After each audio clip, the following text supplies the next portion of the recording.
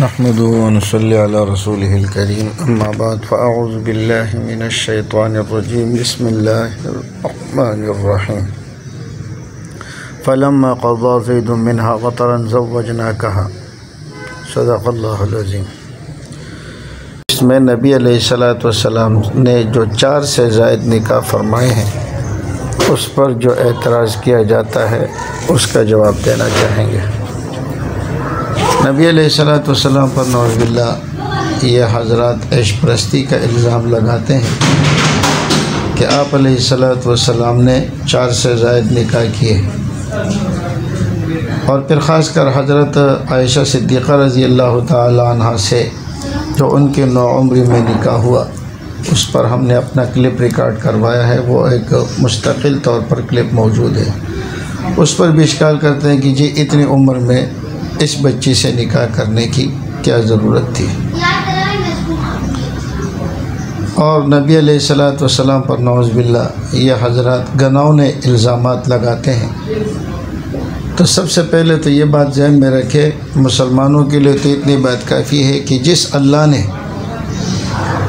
4 سے زائد عورتوں سے نکاح کرنے کو منع کیا ہے اسی اللہ نے نبی علیہ السلام کو اجازت دی ہے کہ آپ علیہ السلام 4 سے زائد عورتوں سے نکاح کر سکتے ہیں۔ تو ایک مسلمان کے دل میں تو اس کا اشکال آ ہی نہیں سکتا۔ ہاں، غیر مسلمین جو اشکالات کرتے ہیں تو ہم ان کے اس حقیقت کو ذرا دیکھیں گے۔ پہلی بات تو یہ ہے کہ ایک نبی کو اللہ تعالیٰ نے جو طاقت اور قوت عطا فرمائی ہوتی ہے وہ عام امتی سے بہت زیادہ ہے، اور کئی مواقع پر اس کا ظہور بھی ہوا ہے، اور دنیا نے دیکھا کہ ایک نبی میں کتنی طاقت ہوتی ہے۔ تو نبی علیہ السلام کی طاقت کو اگر دیکھا جائے تو یہ پورا ایک مستقل موضوع ہے، اور اس کے باوجود آپ علیہ السلام کا بیک وقت 9 عورتوں کے اوپر گزارا کرنا یہ گزارا ہی کہلائے گا۔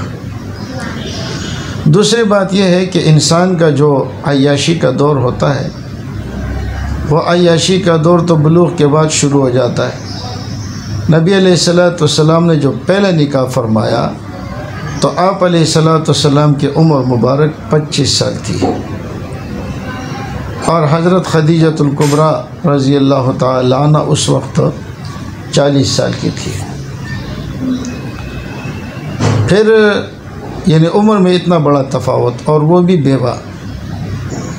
تو اب آپ دیکھیں کہ نبی علیہ السلام 40 سال کی عورت سے نکاح فرما رہے ہیں، حضرت خدیجۃ الکبریٰ رضی اللہ تعالی عنہ کے ساتھ۔ نعوذ باللہ بیواؤں کا ذکر آگے آ رہا ہے۔ نبی علیہ السلام نے حضرت خدیجۃ الکبریٰ سے جو نکاح کیا تو اس وقت آپ کی عمر مبارک 25 سال اور ان کی عمر 40 سال کے لگ بھگ تھی۔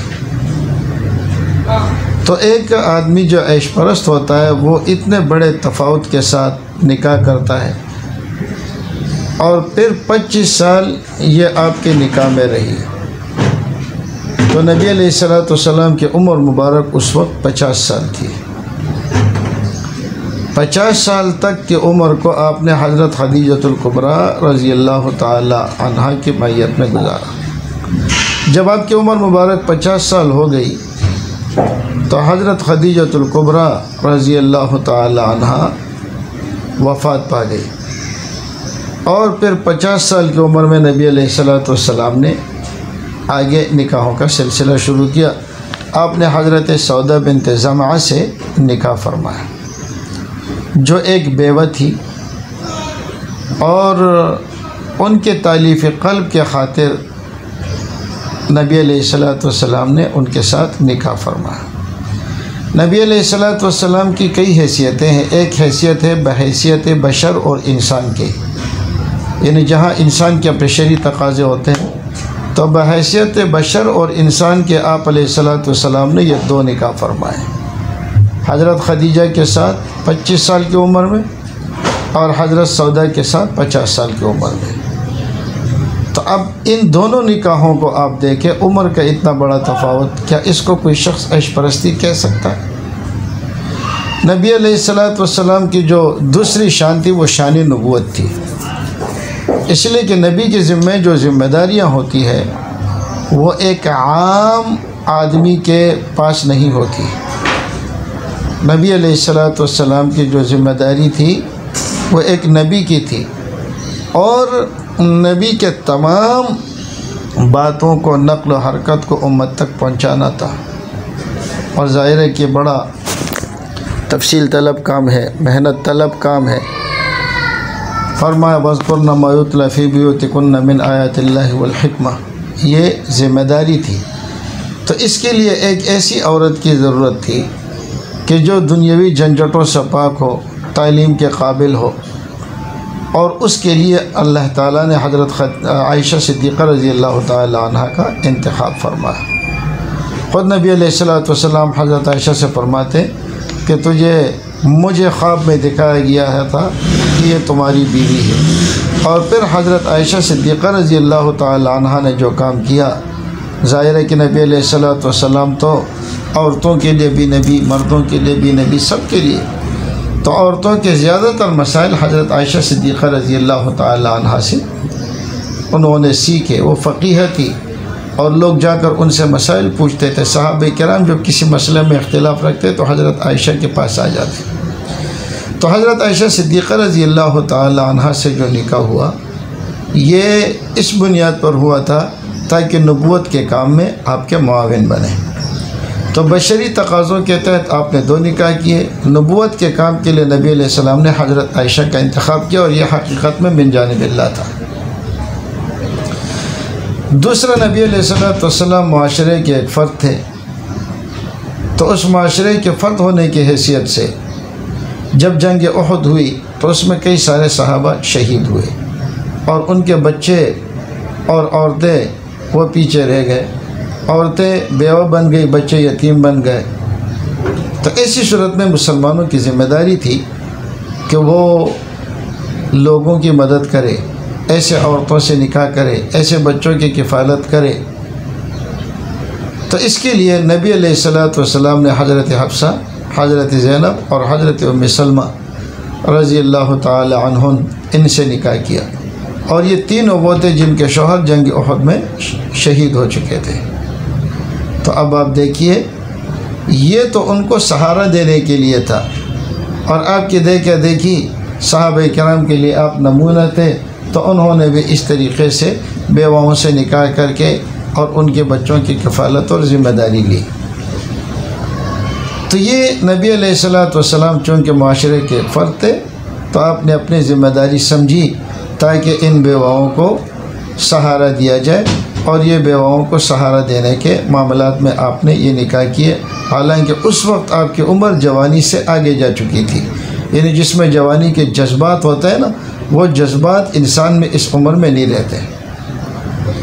اسی طرح نبی علیہ السلام کی ایک شان جو تھی وہ رسول کی تھی، اور ظاہر ہے کہ اللہ نے اس دین کو غالب کرنا تھا، تو اس دین کے غلبے کے خاطر آپ کو لوگوں سے مختلف قسم کے تعلقات بھی استوار کرنے تھے اور درست کرنے تھے۔ تو ان تعلقات کی درستگی کے لیے، تاکہ ان کے ساتھ تعلقات مزید بڑھے اور وہ ہمارے کام آئے۔ عرب لوگوں میں یہ تھا کہ اگر کوئی شخص کسی عورت سے نکاح کر لیتا تھا تو وہ پورا قبیلے کا داماد سمجھا جاتا تھا، اور پھر لوگ اس کے مقابلے پر نہیں آتے تھے بلکہ اس کی مدد اور نصرت کرتے تھے۔ تو حضرت جویریہ، حضرت ام حبیبہ، حضرت صفیہ اور حضرت میمونہ رضی اللہ تعالی عنہن، ان سے آپ نے جو نکاح کیا وہ بحیثیت رسول کے کیا، تعلقات کو بڑھانے کے خاطر۔ اور آپ یقین کریں، آپ اس کی تفصیل میں جب جائیں گے تو آپ کو ایک ایک زوجہ مطہرہ کے نکاح میں آنے کے بعد ایسا ملے گا کہ دوسری طرف کیا اثرات اس کے پڑے۔ یہاں تک کہ حضرت صفیہ رضی اللہ تعالی عنہ جب نبی علیہ السلام کے نکاح میں آئی تو اس وقت جنگ میں جتنی عورتیں قید ہو گئی تھیں ان تمام عورتوں کو صحابہ کرام نے آزاد کر لیا کہ نبی علیہ السلام کے رشتہ دار ہیں، اور پورا قبیلے اسلام میں داخل ہونا شروع ہو گئے۔ تو جب آپ اس تاریخ کو دیکھیں گے تو آپ کو پتہ چلے گا کہ کتنا بڑا اثر ہوا۔ ان لوگوں نے اسلام کے خلاف، مسلمانوں کے خلاف جنگ لڑنے کا سلسلہ ختم کر دیا، اور جوک در جوک وہ قبائل اسلام کے اندر داخل ہونے لگے۔ اور جب انہوں نے اسلام کے خلاف لڑنا بند کر دیا تو ابو سفیان اور مشرکین مکہ وہ تنہا رہ گئے۔ جو لوگ ان کے ساتھ تھے، تو جن جن قبائل میں نبی علیہ السلام نے نکاح فرمایا تھا، وہ سارے قبائل نبی علیہ السلام یا تو مسلمان ہو گئے، اگر مسلمان نہیں ہوئے تو کم از کم اتنا کیا کہ نبی علیہ السلام کے مخالفت میں نہیں آئے۔ یہ ہے وہ تفصیل کہ جو نبی علیہ السلام نے نکاح کیے تھے، اور اس کو لوگوں نے کتنا غلط رنگ دے دیا کہ آپ علیہ السلام نعوذ باللہ عیش پسند تھے، اس لیے آپ علیہ السلام نے کثرت ازواج سے نکاح کیا۔ خلاصہ کلام یہ کہ جو آپ کے جوانی کا دور تھا، اس جوانی کے دور میں نبی علیہ السلام نے حضرت خدیجۃ الکبریٰ کے نکاح پر گزارا کیا ہے 50 سال کی عمر تک۔ اور پھر اس کے بعد دوسرے جو نکاح ہوئے ہیں، حضرت عائشہ صدیقہ رضی اللہ تعالی عنہا کے علاوہ جتنے بھی ازواج مطہرات تھی وہ سارے کے ساری بیوائیں تھیں۔ تو جو عیاش پرست آدمی ہوتا ہے وہ بیواؤں سے نکاح نہیں کرتا، بلکہ وہ اپنے لیے کنواری کا انتخاب کرتا ہے۔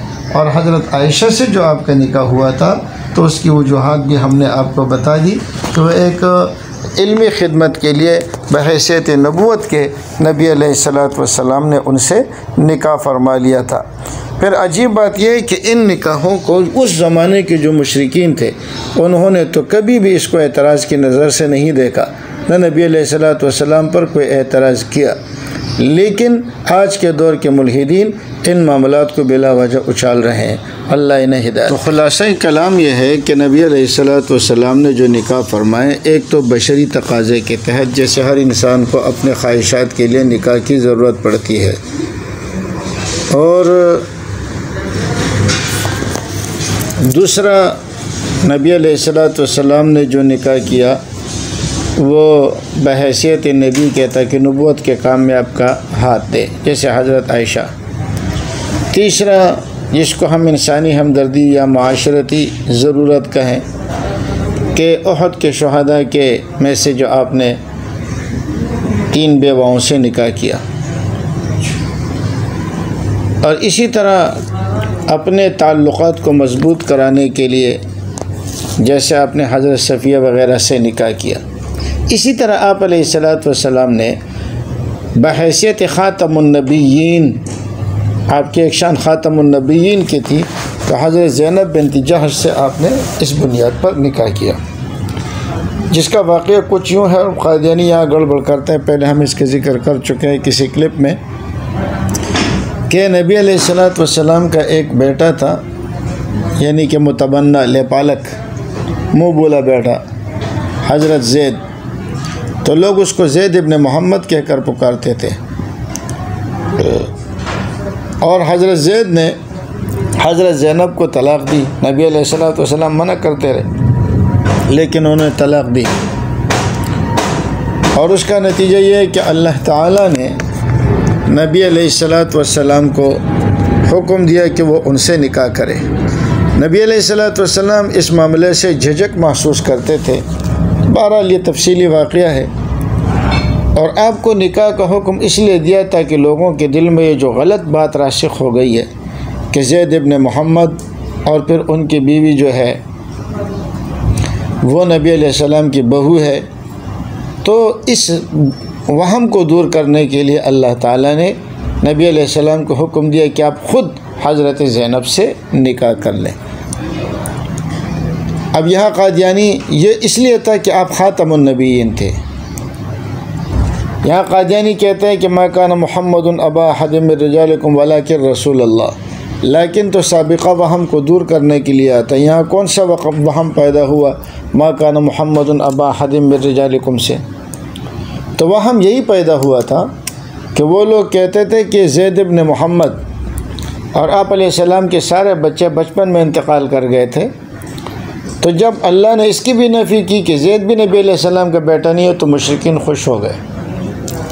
تو اس پر اللہ تعالیٰ نے فرمایا کہ خوش ہونے کی ضرورت نہیں ہے. وہ اس لیے خوش ہوئے تھے کہ نبی علیہ الصلوۃ والسلام کے بعد آپ کے دین کو سنبھالنے والا کوئی نہیں ہے. تو فرمایا کہ وَلَٰكِن رسول اللہ، لیکن وہ اللہ کے رسول ہیں. اور رسول امت کا روحانی باپ ہوتا ہے، تو اس لیے آپ کی ساری امت آپ کی اولاد کہلائے گی.